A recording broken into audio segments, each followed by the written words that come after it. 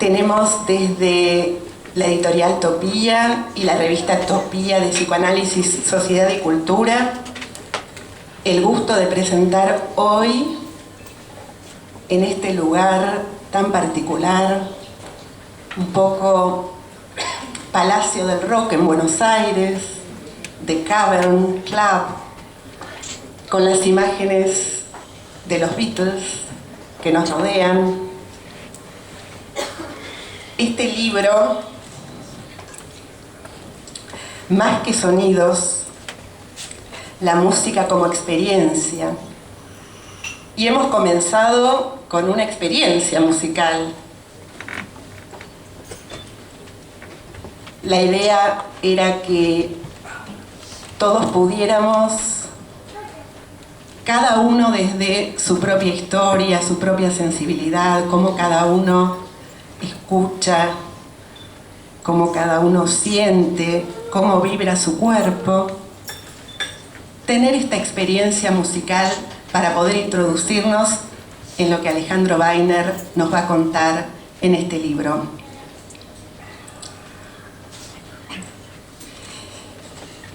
Les voy a presentar a cada uno de los que hoy nos acompañan en la mesa a medida que vayan hablando. Vamos a empezar por Mariano Pensotti, que es dramaturgo y director de teatro.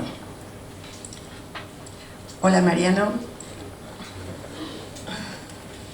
Bueno, hola, buenas tardes. Quiero aclarar que es la primera vez que voy a hacer una presentación de un libro, así que además de estar muy nervioso, sabrán disculpar, bueno, justamente, estar muy nervioso. Gracias por poner en acción mi nerviosismo. Siempre viene además que alguien más lo haga y no uno. En realidad es algo que pasa bastante en mi profesión. Yo soy director de teatro, entonces esto de pedirle a los demás que hagan cosas que uno imagina o cosas que a uno le pasan es algo bastante frecuente. Bueno, la verdad es que el libro de Alejandro me causó una impresión tremenda. Creo que una de las cosas que me asustaba de tener que hacer la presentación es que me parecía que cualquier cosa que yo dijera iba a ser una reducción y una banalización absoluta del libro. El libro es una experiencia realmente muy, muy intensa, muy profunda, con extremadamente muchas aristas que creo que hay que experimentar. Así como el libro propone la música como experiencia, a mí me gustaría proponerles el libro de Alejandro como experiencia. Yo me di cuenta que iba a ser imposible que hablara estrictamente sobre el libro, entonces decidí asociar un poco libremente algunos de los conceptos, algunos de los tópicos del libro y pasarlos a través de mi experiencia personal, de mi experiencia como director de teatro. Yo trabajo, quiero aclarar también siempre en mis obras con Diego Weiner, al que acaban de escuchar y ver, porque creo que también, además de una experiencia sonora, fue una experiencia visual, escénica muy interesante. Y a mí me pasa algo particular también con la música de Diego, que es que la escucho y no puedo dejar de imaginarme escenas y obras de teatro. No sé, recién estaba escuchando estos 10-15 minutos que compartió con nosotros y inevitablemente me empezaban a aparecer ideas para escenas, para historias que se puedan representar. Es interesante también que hasta hace muy poco la música y el teatro compartían su carácter efímero. Pensemos que hasta que la música empezó a tener la posibilidad de ser grabada, de ser registrada, era algo que solo se podía experimentar en vivo, que era algo totalmente efímero, como pasa con el teatro, y de lo que solamente queda la experiencia momentánea, el recuerdo y la difusión de esa experiencia a través del relato, que como todo relato obviamente implica una deformación, una síntesis.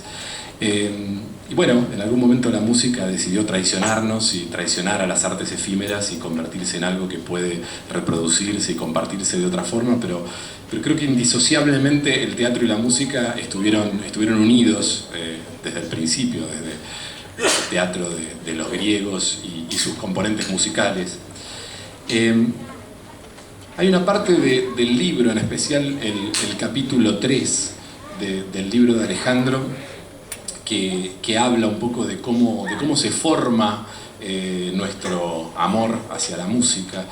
Y en un momento que cita libros donde hay recomendaciones de músicas, listas de músicas, y en otro momento lo diferencia de los libros donde los autores hablan de su experiencia vital relacionada a la música.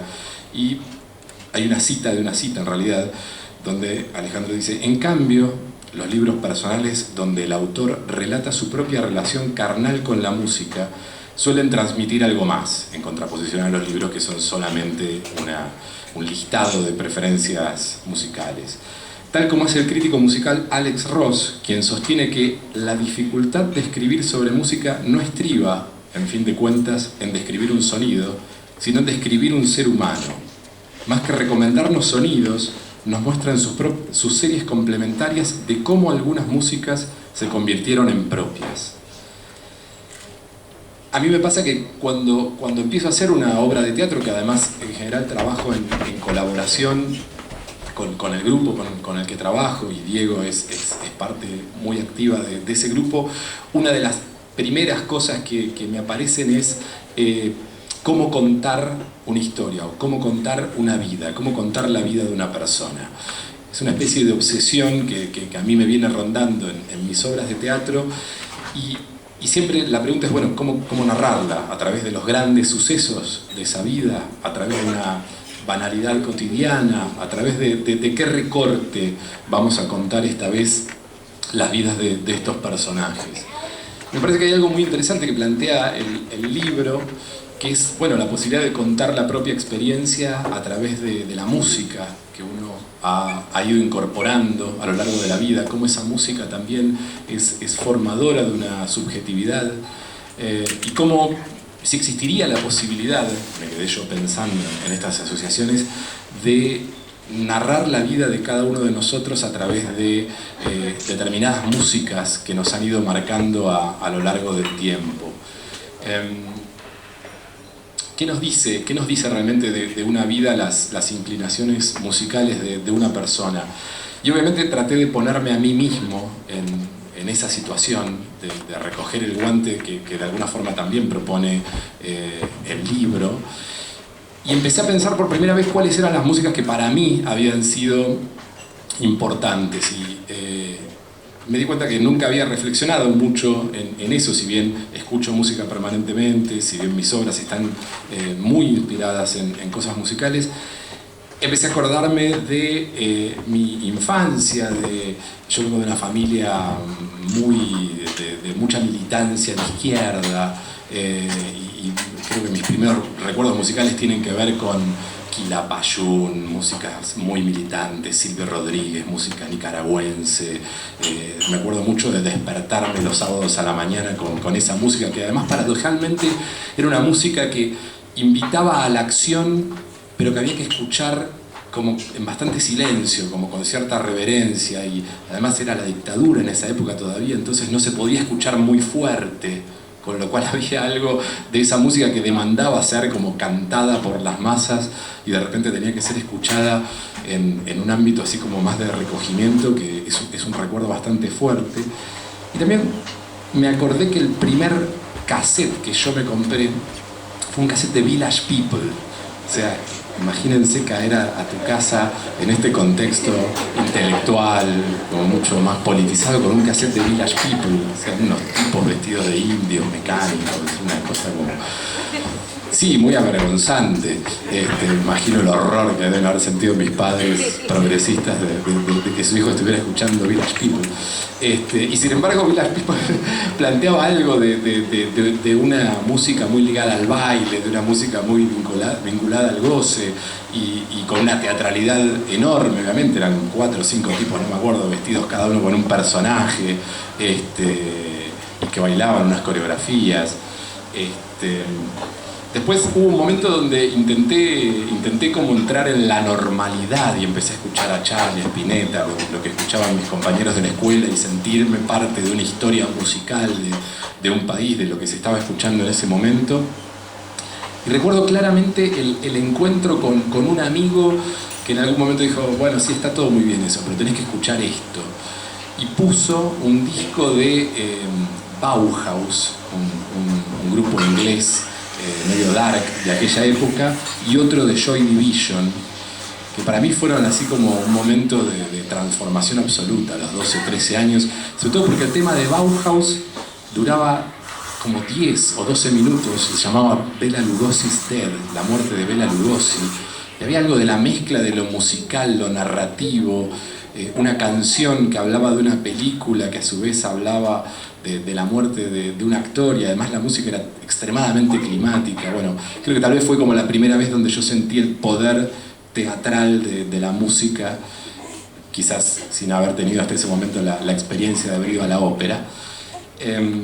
Y me acuerdo de haber entrado en un camino donde eso me llevó a escuchar a Insturzende Neubauten y músicos industriales alemanes, y una música rarísima de músicos que inventaban sus propios instrumentos y que consideraban que los instrumentos no eran los instrumentos preconcebidos, sino instrumentos que debían ser creados para crear una música distinta, para crear una sonoridad nueva. Después también recuerdo que en algún momento de la adolescencia o la primera juventud tuve como una especie de despecho hacia el rock, su comercialización y demás, y empecé a escuchar solamente música renacentista. Sí, fue como un momento bastante oscuro de mi vida también, paradojalmente, porque había como algo de no querer conectarme con lo que en ese momento el rock estaba proponiendo o vendiendo, sentía yo, desde un lugar así como bastante extremo. Y escapé de eso poniéndome a escuchar cumbia y música tropical, donde de nuevo la experiencia estaba como muy vinculada al baile, a lo colectivo, a lo popular desde otro lugar, hasta que finalmente creo que logré escapar de todo eso y pude empezar a escuchar todo, que es lo que me pasa ahora.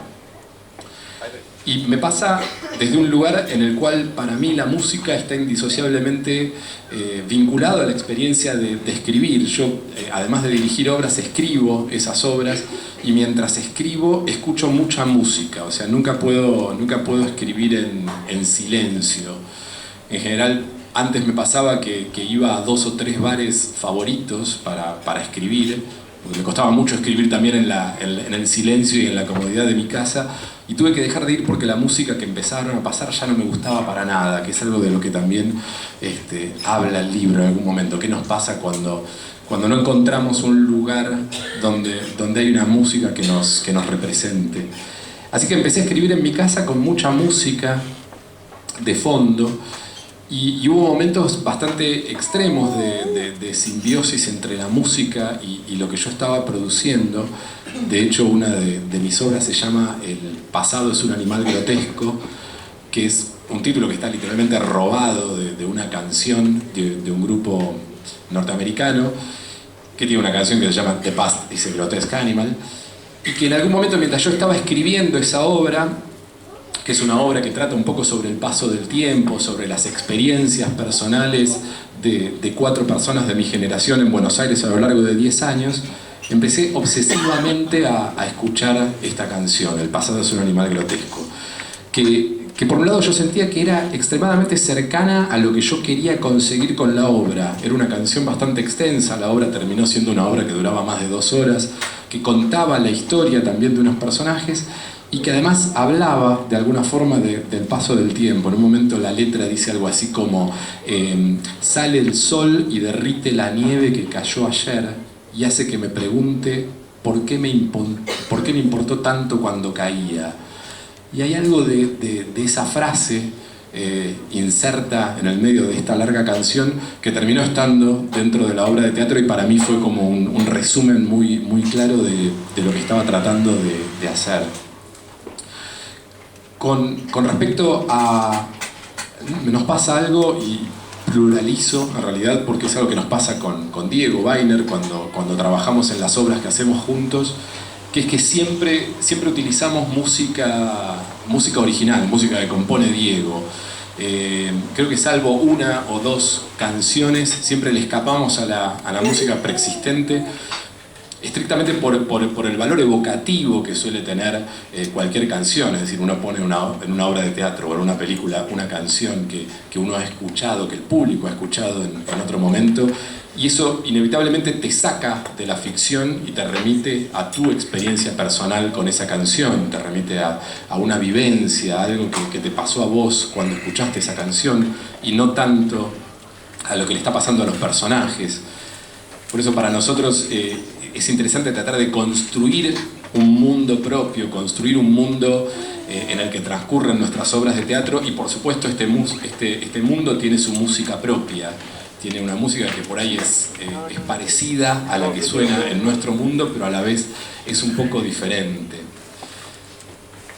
Creo que hay otra idea que para mí está implícita en el libro de Alejandro, y que es algo que yo puedo asociar mucho a ciertas experiencias teatrales, que es que todos estamos hechos de ficciones, de alguna forma. Es decir, todos somos de alguna manera el resultado de las películas, de los libros, de la música que hemos ido consumiendo a lo largo de nuestras vidas. Yo en este momento estoy hablando acá delante de ustedes y inevitablemente me aparecen en la cabeza un montón de películas o de series de televisión donde vi a alguien hablando en un escenario, y seguramente mi comportamiento está un poco manipulado por esas experiencias. Y esta idea de que la música, de alguna forma, como muchas otras formas de arte, son estrategias nuestras para producir objetos duraderos que de alguna forma contrasten con nuestra experiencia vital efímera. Yo creo que es algo que uno puede poner un poco en cuestión. Creo que de alguna forma uno podría invertir ese razonamiento y pensar que en realidad nuestras vidas están diseñadas para perpetuar obras de arte. Es decir, que a través de la repetición de ciertas actitudes que hemos visto en libros, que hemos visto en películas, y también de cierta sensibilidad que ha sido formada por determinadas canciones, por determinadas músicas, de alguna manera nosotros estamos dándole una vida, una sobrevida a estas obras de arte. Y hay algo que por último también me hacía relacionar a algo que nos pasó en mi última obra de teatro, que es una obra que se llamaba Cuando vuelva a casa voy a hacer otro, y que, para volver un poco al inicio de lo que empecé hablando, está inspirada en algo real que le pasó a mi papá. Digamos que, para hacerlo muy breve, al principio de la dictadura, mi papá, que era militante de izquierda, decidió esconder un montón de objetos comprometedores que había en la casa donde nosotros vivíamos, y decidió enterrarlas en el jardín de la casa de mis abuelos. Bueno, él lo hizo pensando que iba a recuperar estos objetos al poco tiempo, porque imaginaba que la dictadura no iba a durar, y lamentablemente duró muchos años. Y apenas terminó la dictadura, una de las primeras cosas que hizo mi padre, que además durante todos estos años seguía recordando estos objetos un poco míticos que había enterrado en el jardín, una de las primeras cosas que hizo fue tratar de recuperar estos objetos. No los pudo encontrar. No los pudo encontrar porque no se acordaba exactamente de dónde los había escondido esa noche medio oscura de comienzos de la dictadura. Pasó el tiempo. Él siguió recordando estos objetos, mitificándolos, cambiándolos un poco en el recuerdo y cada vez que los narraba, hasta que hace 2 o 3 años, por casualidad, alguien que ahora vive en la casa de mis abuelos estaba cavando en el jardín para hacer una pileta de natación y encontró estos míticos objetos. Y de esa forma mi papá se encontró de nuevo con todos estos objetos que le habían pertenecido y que eran de alguna forma como los rastros de una persona mítica que él había sido en el pasado y que ya no era. Y empezó a ver todos estos objetos, que eran básicamente fotos de compañeros, agendas, libros sobre marxismo, qué sé yo, y él fue reconociendo todos estos objetos. Salvo uno, que era un cassette con una serie de canciones, en realidad con alguien cantando ahí. Que él estaba seguro que no era él cantando, porque nunca supo cantar y mucho menos tocar la guitarra. Y hubo algo de esa obsesión de tratar de encontrar de dónde había salido este objeto extraño que no pertenecía al conjunto, que fue lo que nosotros como grupo de teatro usamos para construir una ficción, para construir una obra. Y me pareció interesante que por algún motivo la música, con su intangibilidad, con su elemento efímero, terminó siendo el vehículo para reconstruir una experiencia. Fue el vehículo que a nosotros nos sirvió para rearmar algo de esta experiencia personal de mi padre, y también para construir una ficción que no tenía nada que ver con eso. O sea, como si la música siempre terminara siendo más poderosa que otras artes. Y sin más, paso a ceder la palabra a mis compañeros y a recomendarles enfáticamente que lean Más que Sonidos.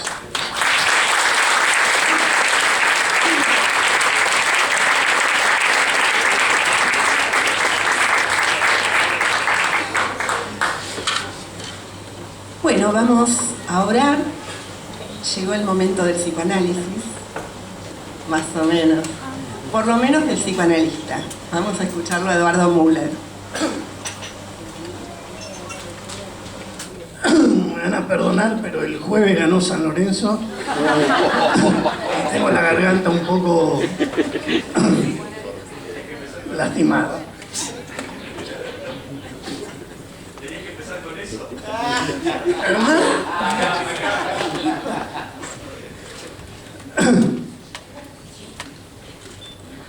El libro que hoy presentamos fue escrito por dos teclados. Uno, el de la computadora de Alejandro, el otro, el de su piano. Un concierto, entonces, para dos teclados. La invitación a presentarlo me compromete musicalmente. Me obliga a tocar mi propio teclado, a interpretar, en sentido musical, lo que leí. Como soy un negado para la improvisación, me traje mi partitura, para no guitarrear. Vamos a hablar de padres hoy. Mi padre fue crítico musical en los medios de Jacobo Timerman, en Primera Plana y luego en La Opinión.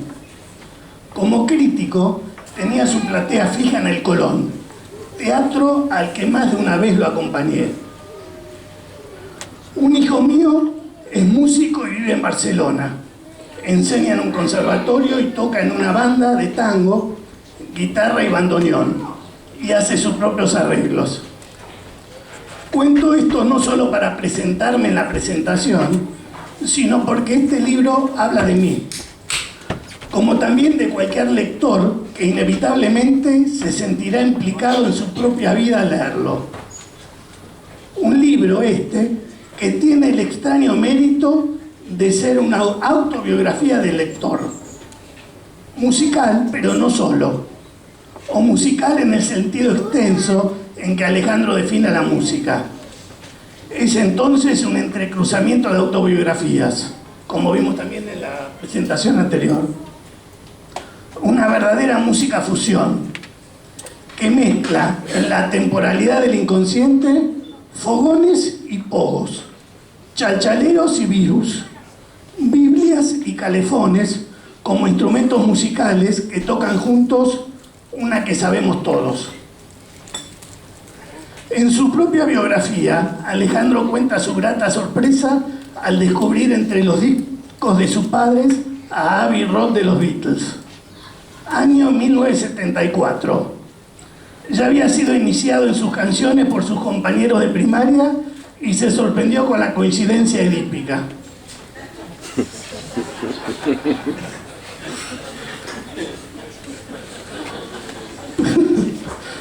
Su primer recital fue en Dictadura. Fue a ver a Invisible, aquella banda que Spinetta armó entre el 73 y 77 después de Pescado Rabioso. Me gustaría agregar algo de la historia previa del rock nacional antes de la llegada de Alejandro en plena dictadura. Un capítulo no muy estudiado de un desencuentro en la historia político-musical de la Argentina que me dolió enormemente. Es que en los 70, predictadura, hubo una lamentable escisión entre rock y militancia. Una militancia que a veces se excedió en la seriedad y en el disciplinamiento del deseo.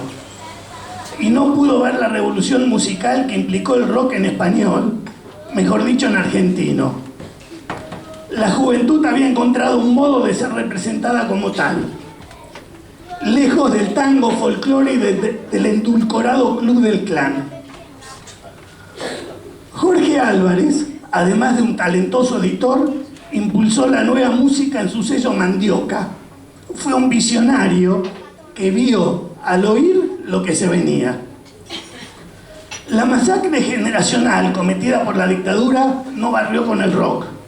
Y como muestra Alejandro, en sus primeros recitales de adolescente, en la oscuridad argentina, encontró un refugio invisible en Spinetta, en Cerú Girán y Charlie, en la revista El Expreso Imaginario.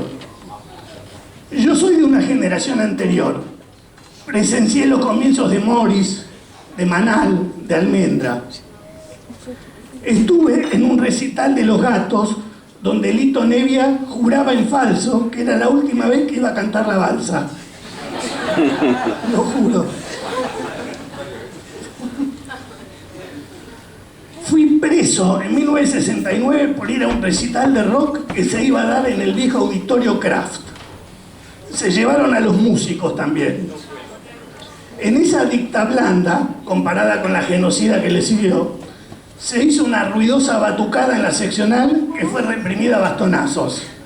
Insisto, no es un tema muy estudiado el desencuentro juvenil entre militantes y rockeros, entre pelo largo versus patilla y bigote. Creo que fue un triste desencuentro que cada uno hubiera enriquecido enormemente al otro, lo que fue una dolorosa grieta para mí. No es cierto que el rock en español renació después de Malvinas, solo fue menos reprimido y muy usado. Así como hubo una universidad de las catacumbas, también hubo música de las catacumbas, donde Alejandro se crió. Ya en los 60, Paz y Amor no fue una cursi y simplona consigna hiposa, fue un grito de guerra contra la guerra de Vietnam. Con la música como arma, en Woodstock, por ejemplo, se enfrentó a un régimen, un modo de vida, de consumo, de sistema imperial. Esa consigna con el tiempo fue vaciada de significado político e incomprendida en su propio tiempo por grandes sectores de la militancia popular. Es difícil entender hoy que en los 60 la paz era un grito de guerra y un combustible musical que arrasó en Estados Unidos y Europa. La biografía musical de la adolescencia de Alejandro fue muy afortunada. Su casa disponía de piano y buenos discos, y su incipiente vida social permitió que la buena música circulara de modo solidario. Esta conjunción muestra en acto una de sus tesis: la música desborda siempre lo sonoro. El eclecticismo, que en ciencia lleva siempre a mezclas insulsas e irrelevantes, en arte es riqueza y amplitud. La playlist de Alejandro, que nos regala como bonus track de su libro, es de un bello eclecticismo. Desborda no solo lo sonoro, sino el sectarismo musical. A la manera de Piglia en literatura, hace del cruce de géneros un modo libre de saltar alegremente pentagramas. Lo primero que Alejandro se saca de encima son las definiciones canónicas de qué es la música. Polemiza con el reduccionismo de considerarla un fenómeno acústico y le agrega el cuerpo y la experiencia del cuerpo. Para escándalo de los diccionarios, repite la palabra a definir en la propia definición. Sí, sí, eso.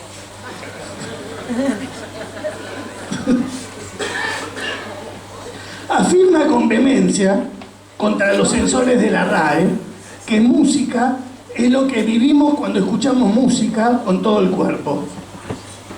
Aplaudo y adhiero con mi cuerpo esa forma de concebir la música como experiencia. Rompe con la pasividad del que la recibe. Extiendo con su permiso el concepto.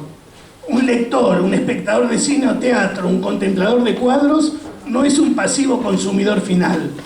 Es alguien que expone su cuerpo a la resonancia de lo que su cuerpo experimenta. Y Alejandro agrega que esa experiencia no es sin otros. Es intersubjetiva, aunque en el momento que escuchemos estemos solos. Siempre hubo, hay o habrá un otro que hizo posible esa experiencia. Y siempre dentro de una cultura en común. Comentar el libro es también comentar la playlist con la que viene. Acompañada, completada, ensamblada. Esa playlist sea tal vez lo más personal de Alejandro en el libro. En ella se entrecruzan los Sex Pistols con la Quinta Sinfonía de Mahler, los Beatles con sonatas de piano de Beethoven, Serú Girán con Sandro, Bob Marley con Richard Wagner, Quilapayún con Mozart, Daniel Biglietti con Eric Satie. Como en la música, lo más importante es lo que hay entre tema y tema, esa verdadera libertad de oreja. El libro me descoloca en un conmovedor capítulo con algo que yo no conocía: el odio de la música. El odio a la música por motivos políticos o filosóficos. Por ejemplo, por considerarla una fábrica de obediencia. Primo Levi, recordando la experiencia musical en los campos de exterminio nazi, la define como un maleficio, una hipnosis del ritmo continuo que aniquila el pensamiento y adormece el dolor. Pascal Quignard considera que la función primordial de la música es la obediencia. Ya Platón afirmaba que penetra en el interior del cuerpo y se apodera del alma. El flautista de Hamelin y el canto de las sirenas nos habla del peligro mortal de escuchar música. Al leer ese capítulo tarareaba sin querer la melodía de la marcha fúnebre de Chopin. Me acordaba de la sobrecogedora música de Wagner en el film Apocalipsis Now, mientras los helicópteros arrojaban napalm en la selva vietnamita, proporcionando al espectador una aterradora belleza. Pero inmediatamente Alejandro pone la música de la resistencia, la música clandestina en los campos que permitió a muchos prisioneros sobrevivir. Por ejemplo, a Jorge Semprún. Como el libro afirma, en las series complementarias de nuestra relación con la música se entretejen distintas biografías musicales, ninguna igual a otra. Lo que a uno mata, a otro lo salva. Lo que para uno es familiar, para otro es siniestro. En mis propias series complementarias que Alejandro me enseña para ejercer esta suerte de autobiografía musical, están los 60 del folclore tardío pre-rock. Cosquín fue el lugar de mis primeros recitales. El Nuevo Cancionero, Tejada Gómez, Mercedes Sosa, El Culto a Atahualpa y Cafrune. La bronca que me daba un chiste de Borges de esa época. Borges decía: el folclore tiene tanto éxito que está por llegar al interior. Fue la primera música que no pude compartir, o mejor dicho, que pude no compartir con mi padre. Mi primera rebelión adolescente fue a los ponchos. Después seguí no compartiendo con mi padre el rock. Por eso en mi playlist ocupa un lugar especial la banda Divididos, tocando el arriero, como rock y como folclore. Por eso agrego a la historia musical que nos entrecruza a la peña como experiencia musical, con vino, empanadas, guitarras y otros. Los fogones, que al principio eran módicas peñas sobre arena o pasto, y a la noche chicas y muchachos sin Tinder. Cuando lo fogoso venía del fuego y la política se mezclaba con el erotismo juvenil. En los 60 la ceremonia de los carnavales en clubes, Comunicaciones, Atlanta, San Lorenzo, Hernán. La boate. ¿Cuántos jóvenes sabrán qué es una boate? Mau Mau o Matocos enfrente de River. Así como en la historia de la vida privada se cuenta cuando la lectura pasó de ceremonia pública, con alguien leyendo en voz alta en la plaza pública, a la lectura silenciosa que se vuelve privada en la intimidad de un dormitorio, también la música tuvo una historia parecida, dependiendo de la evolución de los medios de producción musicales. Y la música se privatizó en dos sentidos distintos, como ceremonia íntima y como privatización capitalista. Spotify aúna los dos sentidos. Pago una cuota mensual a los dueños de la nube que me la bajan por un ratito para que yo la escuche en soledad. Uno de los capítulos más originales e interesantes es el dedicado a la música de fondo. En otra época se llamaba con más precisión música funcional, mostrando ya en el nombre que la música tenía una función, la de esperar sin desesperar en una sala de espera, por ejemplo. Siempre me llama la atención, en algunos bares, la TV de fondo, pero con canales musicales y en silencio. Música de fondo en silencio. Se ve de fondo lo que no se puede oír.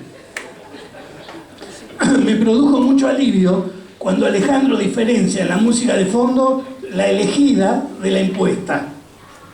Estaba por bajar la música mientras leía el libro, que en este caso era la propia música que él eligió en su playlist. Aliviado, seguí escuchando música de fondo, mitad impuesta por él, mitad elegida por mí. Alejandro muestra lo que siempre supimos sin darnos cuenta, que en todos lados, desde que nos despertamos hasta que nos dormimos, hay música de fondo. A semejanza de un panóptico, una especie de pan auditivo que nos hace oír de todos lados, que nos espía oír, que la llamada música funcional nos hace bailar sin darnos cuenta, al ritmo de jefes, patrones, empresarios, distintos tipos de jamelines. Una música invisible, como la banda del primer recital de Alejandro.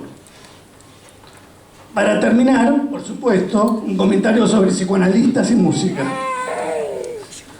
Freud se jactaba, exagero con el verbo jactar, de no disfrutar de la música por no poder ser materia permeable a la conceptualización. Alejandro dice que por suerte los psicoanalistas no se identificaron con esa incapacidad del maestro. Es sabido que Freud no fue alguien influenciado por la Viena de su época. Cuando le preguntaron por sus libros preferidos, para una encuesta, eligió los bestsellers de su tiempo. Si bien Freud cambió la cultura de su época, no fue influenciado por esa misma cultura, pero muchos de sus discípulos sí. Y ya en Argentina, Alejandro nos recuerda la figura de David Lieberman, que mientras estudiaba fue pianista de jazz en la orquesta de su padre, Sam Lieberman. Fue David Lieberman el que le dijo a sus 18 años que no abandonara la música. Recuerdo por mi parte la fascinación de Lieberman por esos aparatos nuevos en esa época, llamados grabadores. Lo geloso. Grababa sesiones y desde su entusiasmo por la teoría de la comunicación, percibía los distintos tipos de sonidos. Un amigo mío que supervisó con él me contó la siguiente anécdota con la que termino. Mi amigo trae la cinta grabada de la sesión con un paciente. David le pide que la pase en velocidad. ¿Se acuerdan que se pasaba en velocidad la cinta? Solo se escuchaban ruidos que iban del grave al agudo. En un momento Lieberman le pide que pare ahí el grabador, que allí el paciente se deprimió. Cuando el grabador vuelve a su velocidad normal se escucha. Y cuando mi papá falleció, hoy, gracias al libro, entiendo qué me impresionó tanto de esa anécdota. Ese más que sonidos, ese entre sonidos que un músico puede oír y hacer oír, como un psicoanalista. Chimpum.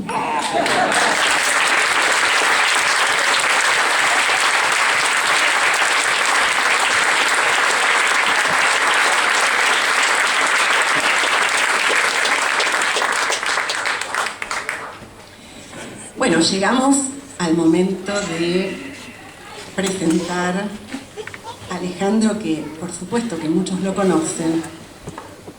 Les cuento que mi nombre es Susana Toporossi y soy compañera de Alejandro Weiner en la revista Topía. Y les quiero contar que por un lado Alejandro es psicoanalista, pero también es músico, obviamente. Y yo me animaría a decir que los 27 años de historia de la revista Topía, entramando psicoanálisis, sociedad y cultura, están plasmados en esta obra de Alejandro. Y también contarles que yo me imagino que en los últimos años, que fue cuando se fue gestando este libro, Más que Sonidos, también fueron años de afianzamiento de Alejandro como pianista de jazz en la banda El Cuartito. Que bueno, los invito también a escuchar cuando les sea posible, porque realmente vale la pena. Encontramos ahí una experiencia muy intensa en relación a cómo estos 4 músicos, que además eran viejos compañeros, algunos, nos ofrecen con el jazz. Así que bueno, vamos a escuchar ahora a Alejandro Weiner, que nos va a contar. Buenas tardes. Gratitudes y muchas gratitudes tengo. Primero, para empezar, como empezó esto, con mi hermano Diego, que abrió la tarde de algún modo. Tengo escrito, como acaba de decir Eduardo, la partitura, porque si la emoción me traba, leo la partitura. ¿Qué decirles? Que con ese señor que estaba con la computadora recién sacando sonidos, tocábamos en la llamada tierna infancia, a 4 manos, y a veces nos tentábamos de la risa cuando teníamos que tocar algún pasaje y teníamos que dejar de tocar.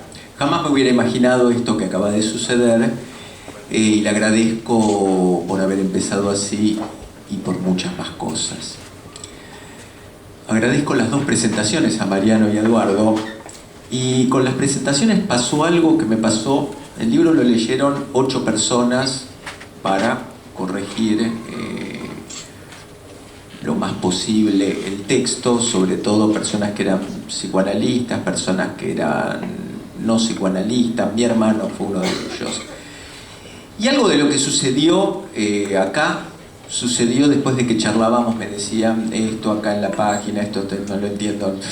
Varios me decían, esto es inentendible para público lego, digamos. Entonces yo trataba de... Pero cuando terminábamos de hablar de las correcciones, siempre pasaba algo que sucedió acá, que creo que lo definió fantásticamente Eduardo. El libro es una autobiografía del lector, porque el libro termina convocando a que cada uno vaya a su propia historia musical, a que eso que son más que sonidos, como dice el libro, empiece a aparecer y se registre. Creo que algo del libro tiene esto que pasó, digamos, que acaba de pasar, que convoca a que, bueno, terminemos hablando de qué le pasaba a cada uno, qué experiencia vital marcó, y eso marca como la música no son los sonidos, sino pedacitos de nuestra vida. Bien. Entre los agradecimientos tengo que agradecer al equipo de Topía. Susana lo definió. Topía una usina de pensamiento crítico, pero también como un buen equipo de fútbol. Lo veía Enrique por acá haciéndole un gesto a Susana, cual director técnico que le hace un gesto a los jugadores que están en la cancha. Después Alfredo da vuelta. Digo, es un equipo que los miércoles discutimos y cuando tenemos alguna presentación nos vamos distribuyendo distintos roles donde pasan otras cosas. Este equipo de algún modo fue el sostén para llegar a este libro, digamos. Algunos de los capítulos fueron publicados primero como artículos en la revista y los fuimos discutiendo. Por eso los quiero mencionar a Carlos Barzani, Alfredo Cairo, Héctor Freire, Alicia Lipovetsky, Susana Ragatke y por supuesto Susana Toporossi, aquí a mi lado. Dentro de Topía también Mariana Bataglia por el cuidadoso diseño de la tapa y Andrés Carpintero, que se encarga de toda la cuestión del sitio web, por facilitar algo que tiene el libro, que lo mencionó Eduardo, que el libro tiene, que a mí se me ocurrió cuando lo iba terminando, armar playlist para que cada cual pudiera tener su propia experiencia con los temas. Entonces se llega a la situación, digo, me pasó a mí cuando terminé y le empecé a armar.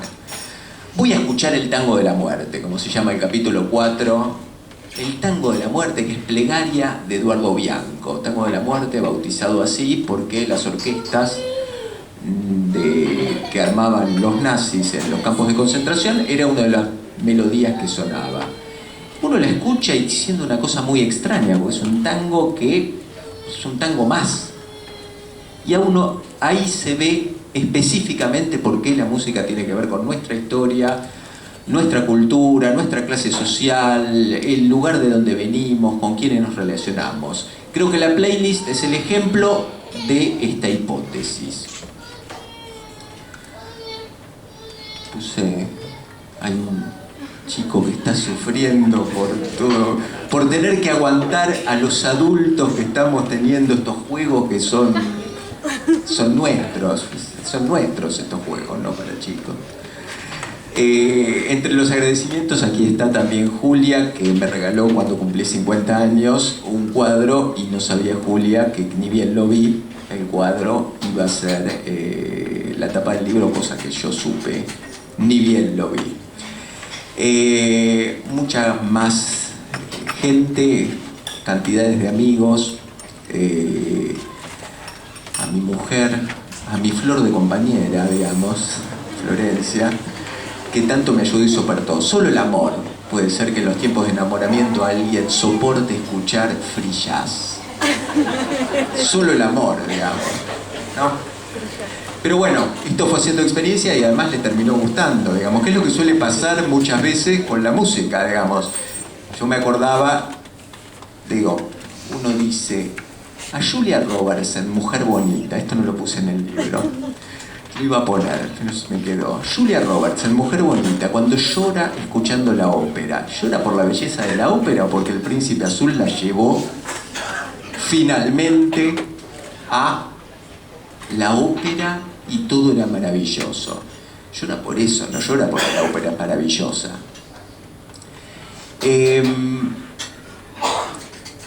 Sigo con las gratitudes a mis amigos Enrique Carpintero y César Asaki, con quienes compartimos la pasión de ser editores de Topía, de la revista y de la editorial.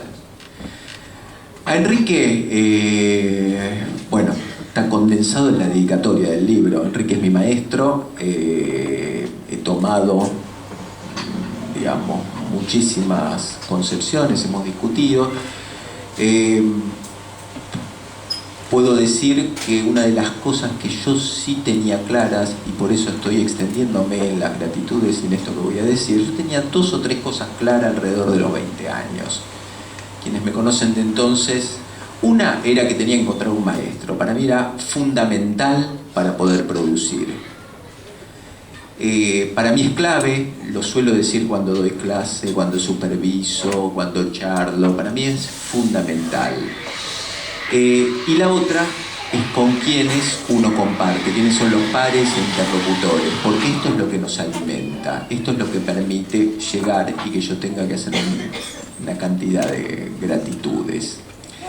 Enrique, hace 20 años ya, este año se cumplen 20 años, me invitó a hacer el proyecto de las huellas de la memoria, trabajamos muchísimo, pronto haremos una segunda edición, ya que está agotado hace, no sé, 7, 8 años. Ha pasado mucho desde entonces y me transmitió mucho más de lo que yo puedo decir con palabras. A César, porque podría decir que la historia de este libro empezó exactamente enfrente de acá, a 20 metros, 30 metros, en el Cavern Pub. César en el 2011 me invita a hacer su obra de teatro, El blues del psicoanalista. Yo por supuesto tocaba el piano, no mucho más. Y ponía algunas caras que según mucha gente, bueno, más o menos zafaban, digamos. Y César construyó la obra de teatro de un psicoanalista que tenía un pianista que ensayaba en el consultorio los fines de semana, ese era el argumento. Lo que me provocó ese momento fue volver a estudiar piano, que es lo que dice Susana, empezar a estudiar improvisación de jazz con Guillermo Romero. A la vez empecé y rearmé un grupo de jazz. Por supuesto, quienes me conocen más cerca saben que en mi consultorio armé un cuartito donde tengo insonorizado, entonces tengo consultorio y a la vez tengo una sala de música. Todo eso fue fruto de todo lo que me pasó de esa experiencia. Y después de esa experiencia, sí llegué al, creo, el primer hilo que tiene este libro, digamos, que me permitió. Para mí es el primer tema del lado B. El libro tiene preludios, 3 capítulos, y después para mí, si fuera un disco de vinilo, tiene otros 3 capítulos y los posludios y el final. Sería como un disco. Después tiene 2 bonus tracks, que es El tango de la muerte. Eduardo mencionó el texto de Pascal Quignard, que para mí fue... Yo digo, ¿por qué alguien generaliza y dice que la música fue cómplice de las matanzas? Esa fue la pregunta y la parte del enojo. Hay tanto que sale a partir del enojo y se puede producir a partir del enojo. ¿Dónde empecé? Escribí ese primer texto donde estaba embrionariamente, digamos, muchas de las ideas del libro. Y el libro podría resumir, digamos, algo que de algún modo la música termina siendo una experiencia corporal, es mucho más que sonidos, es una experiencia entre sujetos, siempre es intersubjetivas, y extendí el concepto de series complementarias para formular las series complementarias de uno. Para terminar, yo quería con esta presentación que cada uno se llevara en su propio cuerpo estas hipótesis. Por eso, si pensamos lo que sucedió ahora, yo quería que cada uno se lleve. Esto empezó acá en el Cavern. Tenemos todos los cuadros de los Beatles. Yo pedí que hubiera música de los Beatles al principio, lo cual crea un clima. No toda, lo diferenciaba Eduardo, no toda música de fondo es música funcional. Hay música para crear experiencias, música como la música que se elige para escribir, como decía Mariano, y hay música que promueve ciertas situaciones. Uno no la nota, pero uno le pega en el cuerpo, crea el clima, se siente de cierta manera. Después seguramente algo le sucedió con la música de Diego. Para muchos que no habían visto una performance de música electrónica, la primera vez pueden haber dicho, ¿qué es esto? ¿Qué está haciendo con una computadora y con una cantidad de cosas ahí? Y seguramente lo que les puede haber sucedido tiene que ver con la propia historia personal, pero tiene que ver con quién se sentaron, si estaba buena la picada que pidieron, si la cerveza estaba bien, con lo cual va mucho más allá de los sonidos. También tiene que ver con la relación que tengan, este es el hermano de Alejandro, la relación que puedan tener conmigo, o con quiénes hablaron o con quién se encontraron. De toda esa complejidad que intento poner en el libro, depende de lo que les pueda haber resultado esa experiencia. De todo eso habla el libro y creo que para mí es, la verdad, verdad fantástico que también haga hablar el libro, porque es devolverle el cuerpo a la música y es de alguna manera que pueda suceder algo de esto que sucedió, que cada uno pueda tener una propia autobiografía, además de todas las cuestiones conceptuales. Por eso también elegí la música con que vamos a cerrar una vez que Susana cierre. Elegí parte de algunos temas que están en la playlist y otro de mi gusto personal, para que hay una anécdota que yo había leído de adolescente en Expreso Imaginario, se puedan ir cada uno de ustedes con la música y puedan ir con las evocaciones. La anécdota es de Egberto Gismonti, donde cuenta su experiencia con la comunidad aborigen Xingu en Brasil, donde él consigue ir a tocar.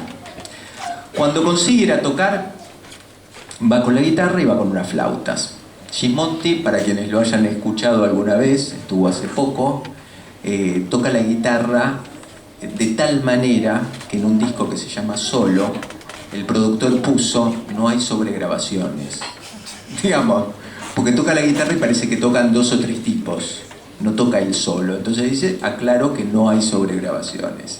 Gismonti se presenta con la comunidad, todo, viene el brasilero, digamos, de allí, para los de la comunidad, se pone a tocar la guitarra una vez, 2 veces. Los indios no le dan pelota, no le dan ninguna clase de pelota. ¿Cuándo les dan pelota a los indios? Digo indios y mi hermano me corrigió en el libro 2 veces, tenés que decir aborigen, porque es políticamente incorrecto decir indios, pero me sale así. Mi cuñada, que es antropóloga, también me está corrigiendo acá en vivo. Pero ¿qué vamos a hacer? Bien, ¿qué le hace Gismonti? Después de que toca la guitarra, venía acostumbrado a que todo el mundo lo aplauda. Va, saca las flautas y las empieza a mojar. Cuando empieza a mojar, todos se quedan en silencio, empiezan a gritar, están todos felices de la vida, y él no había tocado una nota. ¿Pero qué había hecho? Había hecho el ritual para empezar a tocar la música que ellos conocían y con la que ellos vivían. Empieza a tocar y se entran a levantar e ir. Entonces se queda con el código nuestro occidental. ¿Qué pasó? Ellos consideran que cuando empieza a sonar la música, si está muy buena, tienen que irse para irse a dormir y cada uno llevarse la música adentro. Esa es mi intención con la música, con el libro, que cada uno se lleve lo propio, que evoque lo propio, y les agradezco muchísimo por estar aquí celebrando el nacimiento de este libro.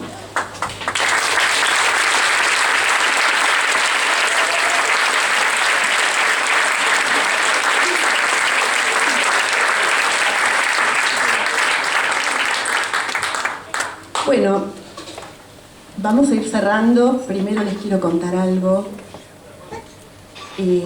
A esta altura, los que no lo leyeron todavía se darán cuenta que hay un capítulo del libro de Alejandro que tiene que ver con la música en los campos de concentración. Les quiero contar algo que Alejandro no sabe. Próxima edición.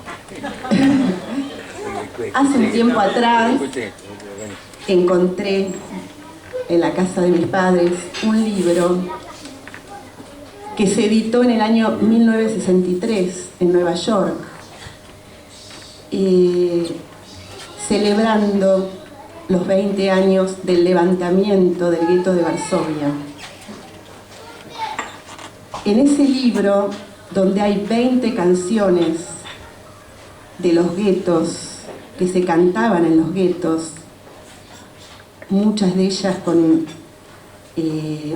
entre ellos, bueno, el himno de los partisanos y muchas otras canciones con contenidos que llamaban a luchar y a no entregarse.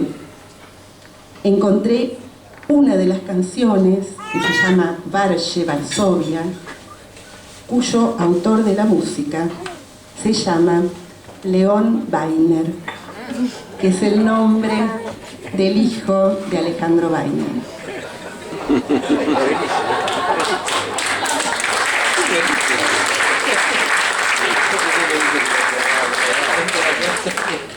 Así que bueno, ese es mi regalo para Alejandro, por el nacimiento de su libro. Bueno,